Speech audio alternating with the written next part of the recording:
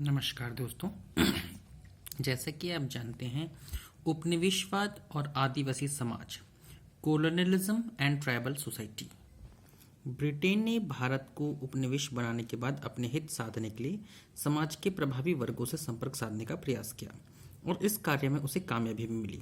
लेकिन उच्च वर्ग से संपर्क के बाद ये वर्ग अपने हित साधने में लग गए, जिसका प्रत्यक्ष अप्रत्यक्ष प्रभाव किसान, मजदूर एवं आदिवासी वर्ग पर पड़ा। अपने हितों की रक्षा के लिए इन वर्गों ने आंदोलन के जरिए अपना तीव्र विरोध प्रकट किया।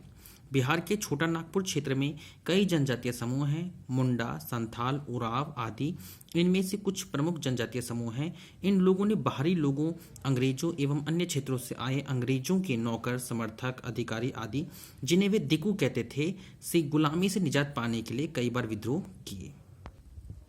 जनजातीय समूहों के लोगों का जीवन।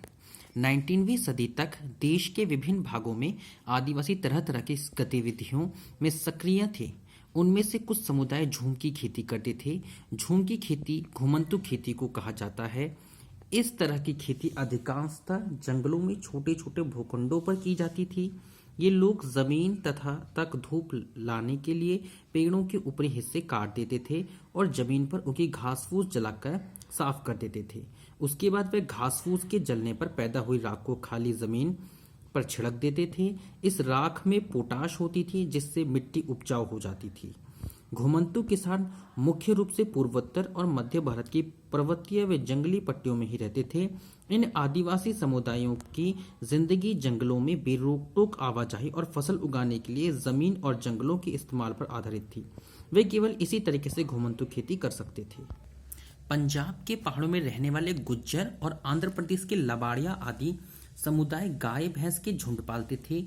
कुल्लू के गद्दी समुदाय के लोग गडरिये थे और कश्मीर के बकरवाल बकरियां पालते थे। 19वीं सदी से पहले ही बहुत सारे जनजातीय कबीले एक जगह रुक कर खेती करने लगे थे।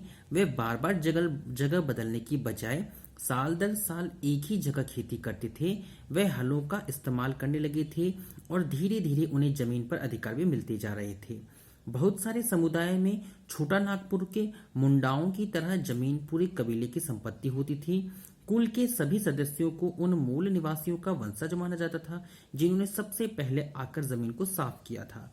इसलिए जमीन पर सभी का बराबर का हक होता था। ब्रिटिश अफसरों को गोंड और संथाल जैसे एक जगह ठहर कर रहने वाले आदिवासी समूह शिकारी संग्राम या घुमंतु खेती करने वालों के मुकाबले ज्यादा सब दिखाई देते थे। जंगलों में रहने वालों को जंगली और बर्बर माना जाता था। अंग्रेजों को लगता था कि उन्हें स्थायी रूप से एक जगह बसाना और सभ्य बनाना जरूरी है। अब बात करेंगे हम औपनिवेशिक शासन का आदिवासियों के जीवन पर प्रभाव।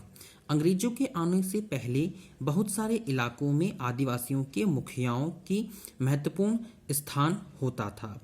उनके पास औरों से ज्यादा आर्थिक ताकत होती थी और वे अपने इलाके पर नियंत्रण रखते थे। कई जगह उनकी अपनी पुलिस होती थी और वे जमीन एवं वन प्रबंधन के स्थानीय नियम खुद बनाते थे।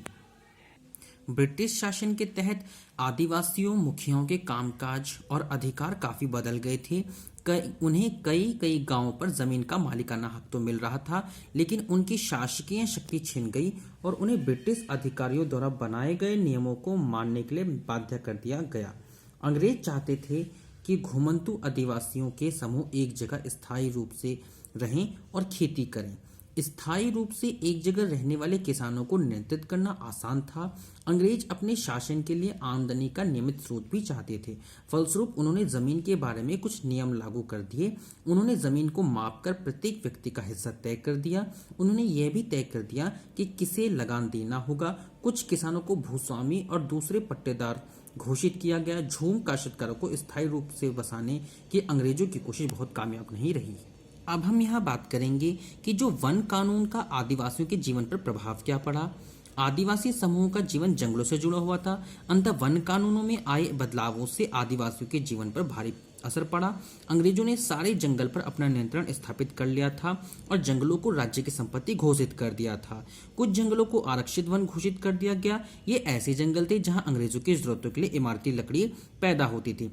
इन जंगलों में लोगों को स्वतंत्र रूप से घूमने, झूम की खेती करने, फल इकट्ठा करने या पशुओं का शिकार करने की इजाजत नहीं थी। ऐसी सूरत में काश्तकार किस तरह जिंदा रह सकते थे, इसीलिए उनमें से बहुतों को काम और रोजगार की तलाश में मजबूरन दूसरे इलाकों में जाना पड़ता।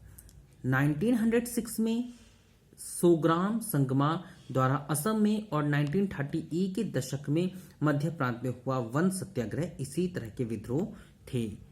आज के लिए इतना ही।